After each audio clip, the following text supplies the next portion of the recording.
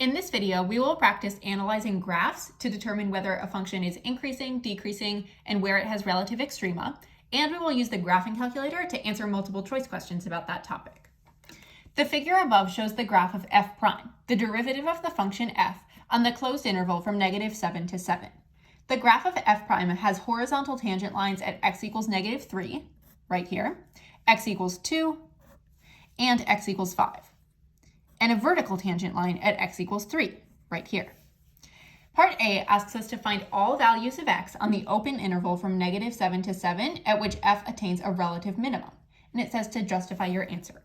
So keep in mind, we are not looking at the actual graph of f here. We are looking at the graph of f prime, the derivative.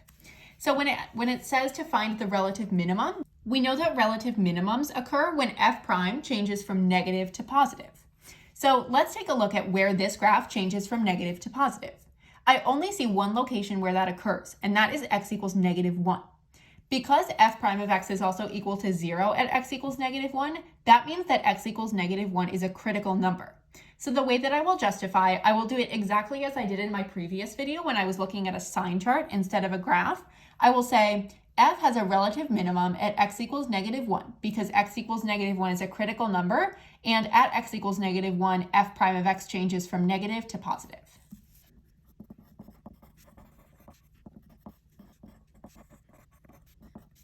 Part B asks me to find all the values of x on the open interval at which f attains a relative maximum, and it says to justify. Relative maximums also occur at critical numbers, and more specifically, they occur at critical numbers where the first derivative is changing from positive to negative, like at -5. And it looks like this is the only location where the graph of f prime of x is going from positive to negative. At x equals 5 here, it's going down and it is hitting 0, but it's going right back up to the positive. This means that there's not a relative maximum or minimum right there. That's a critical number, but it is not a relative max or min. So I will say f attains a relative maximum at x equals -5 because x equals -5 is a critical number, and at x equals -5, f prime of x changes from positive to negative.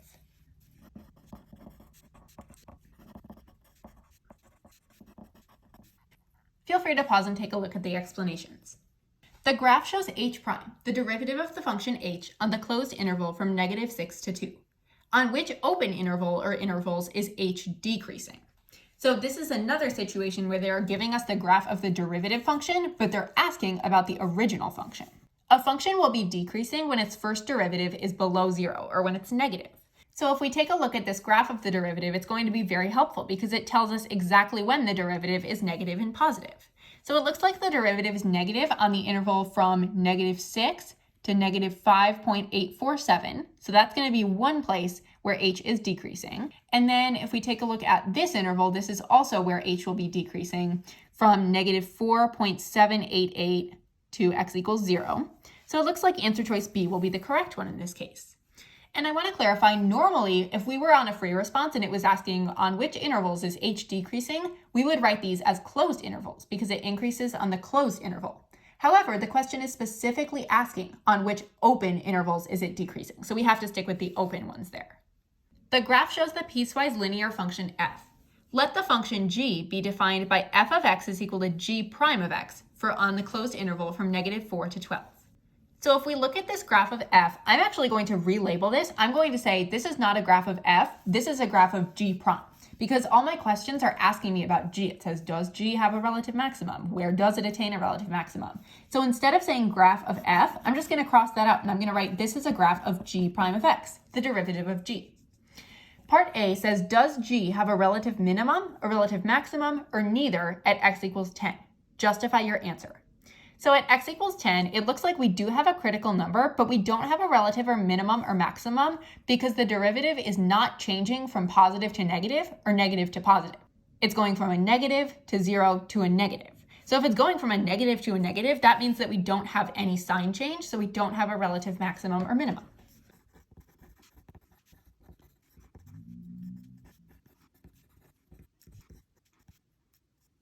Note how I phrased my answer here, because even though we were talking about g and we were talking about g prime, we have to acknowledge f in there somewhere because they gave us the graph of f. They did not say explicitly this is the graph of g prime of x. They said let g be the function defined by f of x equals g prime of x. This is the graph of f. So they were giving it to us indirectly, but we have to be very, very clear here. So I said g has neither a relative maximum nor a relative minimum at x equals 10 because f of x equals g prime of x, which is this graph right here, does not change signs at x equals 10. F of x is less than or equal to 0 on the interval from 8 to 12. Did I have to say the interval from 8 to 12? No, I could have said the interval from 9 to 11, 9 to 12, 7 to 11. It doesn't matter. What does matter is that I'm expressing that the derivative function, g prime of x, does not change signs at x equals 10. It's negative the entire time when it's surrounding 10. Let the first derivative of the function f be given by f prime of x is equal to 9x times natural log of x minus 1 all over 6 for x being greater than 0. At which value or values of x does f have a critical number? So they already gave me my derivative here. It's not like I need to go find the derivative from this function. This is the derivative function. So ways that I can have a critical number, f prime of x can either equal does not exist or it can equal 0. So in order to make it not exist, what would have to happen is there would have to be a 0 in the denominator. And that is never going to happen. The denominator is always going to be 6. So now I'm going to determine if there are any values for which f prime of x will be equal to 0. So I can set this numerator here equal to 0. And then I will set 9x equal to 0, which would mean that x is equal to 0. That cannot be a critical number, though, because that's not even in the domain. So I know that answer choice D will not be correct because 0 cannot be one of my options. And then I will set natural log of x minus 1 equal to 0. This means that the natural log of x would need to equal 1. And what value can I plug in to make that happen? Well, if you know off the top of your head that x would need to equal e, that is great. That is our critical number. If not, let me quickly show you how you could get there. So you could say natural log of x is equal to 1. The way that you get rid of a natural log, because a natural log is really a log base e of x, is you put a giant e below each one of those. So e to the power of log base e to the x, that's just x, because these things cancel, and then is equal to e to the power of 1, that's just e. This means that x equals e is our only critical number. Let the function g be defined by g of x equals cosine of 5x over 4 on the interval from 0 to 2 pi, the closed interval. On which subintervals is g decreasing? To find where it's decreasing, I'm going to have to make a sign chart. To make a sign chart, I need to know my critical numbers, and to find my critical numbers, I need to first find my derivative. But first, before I even do that, I'm going to take my domain. They actually gave me my domain right here. My domain is on the closed interval from 0 to 2 pi. Now I will find g prime of x. So this is going to be a chain rule problem, so it'll be negative sine of 5x over 4 times the derivative of the inside function, which is 5/4. Now to find critical numbers, I'm going to look for values that will make g prime of x does not exist or equal to 0. There are no values of x that I can plug in that are going to make g prime of x be undefined, but I can set g prime of x equal to 0. And the reason I know that there aren't any that will make it undefined is because the sine curve is a super smooth and continuous curve. There aren't any vertical asymptotes or holes or weird things like that. Anyway, 0 is equal to negative 5/4 times the sine of 5x over 4. And then I can go ahead and solve that. 0 needs to equal the sine of 5x over 4. So now I need to think, what values can I plug in for this? I'm just going to call this theta for right now. What values can I plug in for theta that will make that equal 0? So sine of what is equal to 0? Well, I know that theta can be equal to 0 because sine of 0 is 0. I know it could be equal to pi because sine of pi is 0. I know it could be equal to 2 pi, and I can keep on listing if I want to. I can do 3 pi, 4 pi, etc. Now I will set 5x over 4 equal to each one of these. And I'm going to stop at 2 pi for now. I may need to do some additional ones, but I'm going to check and see when is it going to pass out of my domain, because once it passes 2 pi, I don't need to worry about it. So 5x over 4 is equal to 0. This would mean x would need to equal 0.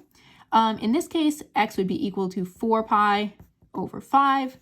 In this case, x will be equal to 8 pi over 5. Let's test one more as well. Let's do 5x over 4 is equal to 3 pi. In that case, we would get that x is equal to 12 pi over 5. But by then, that would have passed 2 pi because 10 pi over 5 would be 2 pi. So that one is out. These three are my critical numbers, except x equals 0 isn't a critical number because 0 is one of my endpoints, and critical numbers do not occur at endpoints. So these are my critical numbers. Now I'm going to make my sign chart. And remember that my domain issues and my critical numbers go on the sign chart.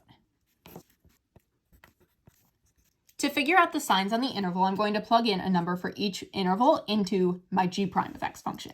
So to test this interval, I'm going to plug in pi over 2. I will find g prime of pi over 2.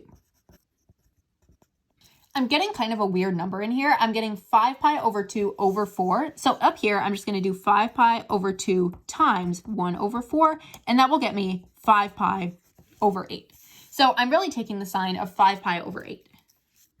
Now, 5 pi over 8 is not a value on the unit circle, so that poses a bit of a problem. However, what I can do is actually think about my sine curve instead of thinking about my unit circle. So if this is my sine curve, this would be 0, this would be pi, and then this right here would be 2 pi.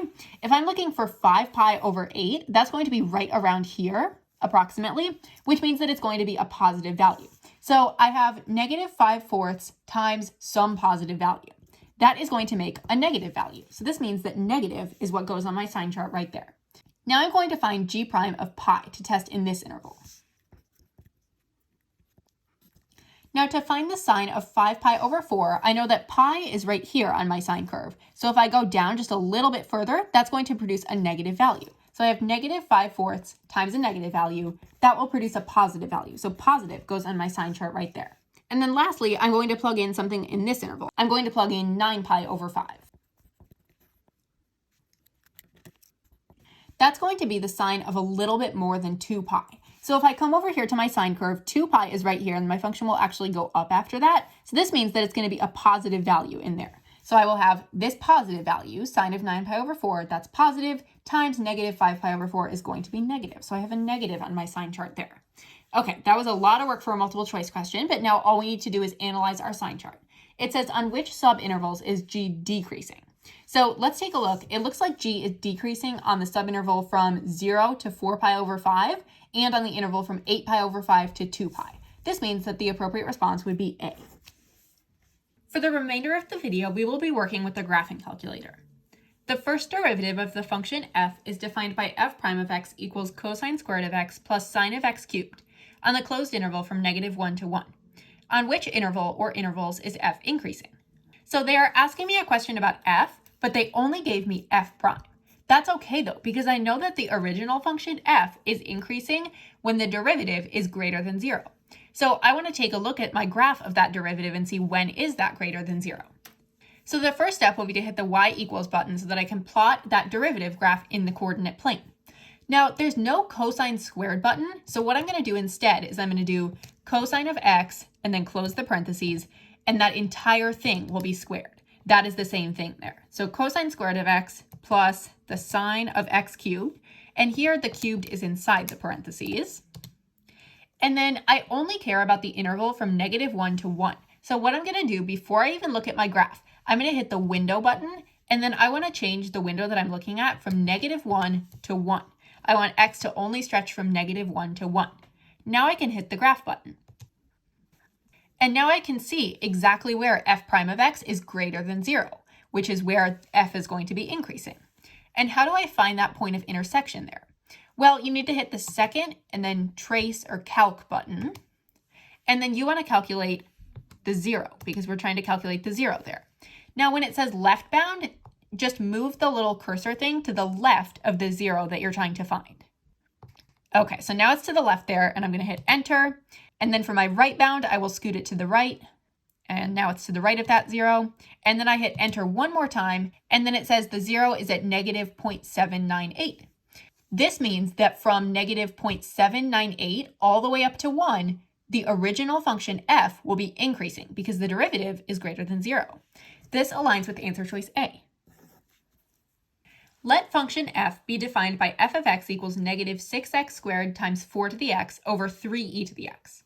On the interval from -5 to 10, f has a local maximum at x is equal to, and that's the value that we have to find. So I know that f is going to have a local maximum or a relative maximum when the first derivative changes from positive to negative. So I want to find the first derivative. I kind of don't want to do that manually though, because I would have to do a product rule and a quotient rule in one. So what I can do instead is I can make the calculator calculate the derivative for me. What I'm going to do is I'm going to hit the y equals button, get rid of my old function in there, and then I'm going to put in this original function first. So I'm going to keep in mind that the negative is on the very outside. So we have negative, and then I will enter 6x squared times 4 to the power of x all over 3e to the x. That will be my function that I've defined for y1. Now for my y2 function, I want to plot f prime of x. I want to plot the derivative of what I put in for y1. So what I can do here, if you hit the math and then the 8 button, scroll all the way down to 8, or you can just hit the number 8, 8 calculates the derivative. So it's going to calculate d dx, you need to put the x in there, of, and then I want it to take the function that I put in for y1. So what you can do is press the vars button here, scroll over to y vars, hit 1 for function, and then I want it to take function y1, so hit 1 there. Now it's going to take the derivative d dx of y1. And for this, and when it says x equals, just write x there. Hit enter, and then I only want y2 to display on my graph. So what I'm going to do is I'm going to go up to y1, scroll all the way over until my cursor is hovering over the equals sign, and hit enter there. That is going to unselect the equals, which means that that function, y1, is not going to show up on my graph. Okay, now last thing to do before I do my graph, I'm only looking on the interval from -5 to 10. So I'm going to change my window from -5 to 10. Hit enter, and now I am ready to see my graph. This is my graph of f prime of x. So remember, my local maximum occurs when f prime of x changes from positive to negative. It looks like that is happening at x equals 0, but I want to double check. So I'm going to hit the second trace button to calculate, and then I want to calculate the 0. For my left bound, I will scoot the cursor to the left of the 0 that I'm trying to find, hit enter, and then for the right bound, I will move it to the right of that 0, hit enter again, and then it will give me my value, hopefully.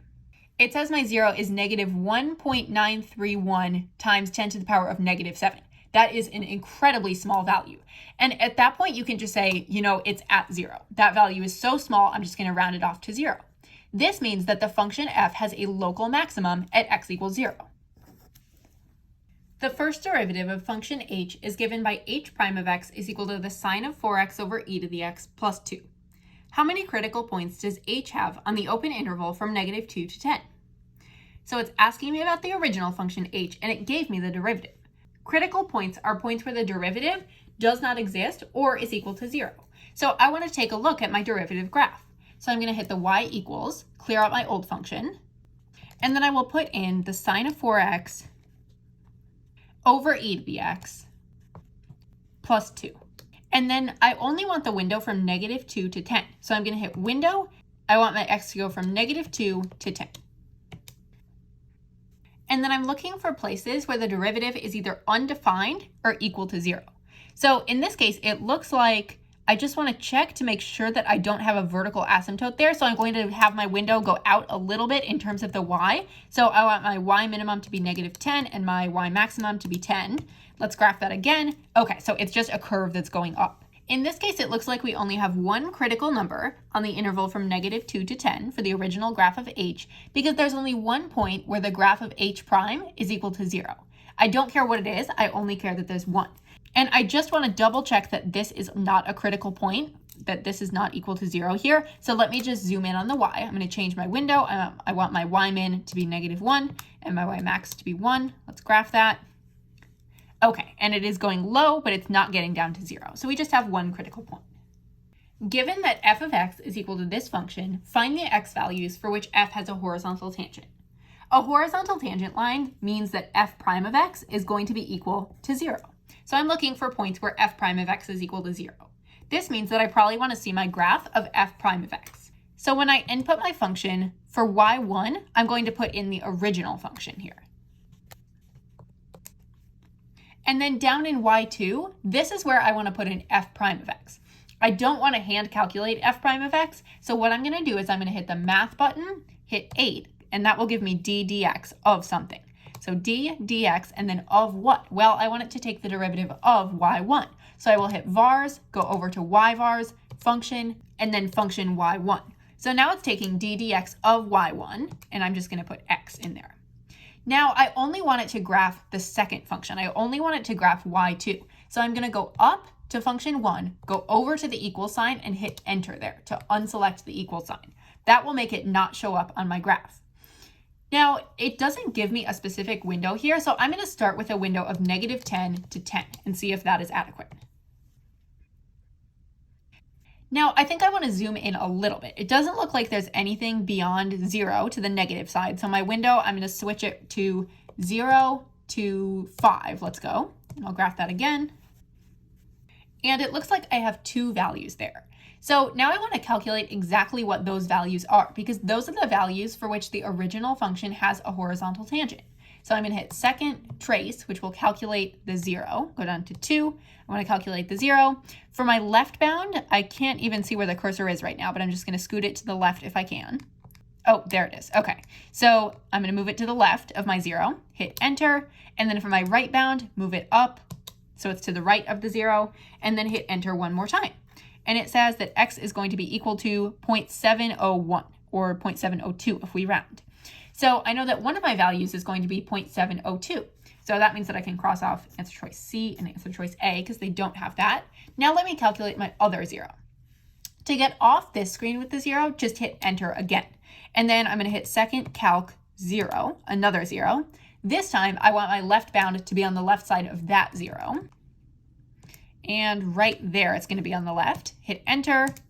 And then to have it on the right, hit enter again. And my other 0 value is going to be x is equal to 1.484 or 1.485 if we round. So this means that f has a horizontal tangent at these values. Now, an alternative method that you can use to check this, or that you can just use to solve this, is to look at the original graph of f of x instead of the graph of f prime of x. So in that case, I'm going to go select this one. I'm going to say, yes, I want this one to be graphed on my graph, and I don't want y2 to be graphed on my graph. And then I'm going to change my window so that it would only have these values. So I'm going to change my window from 0 to 5. And then I will have it graph my function.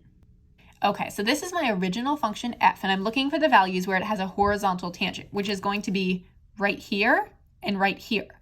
So then if I want to find those exact values, I will say second trace to calculate, and then I want it to calculate the maximum on a certain window. I'm going to move the left bound over here, and then the right bound over here so that it calculates the maximum between those two bounds. Hit equals, and it says that my value, my maximum between here and here is 1.485, which is exactly what I got here.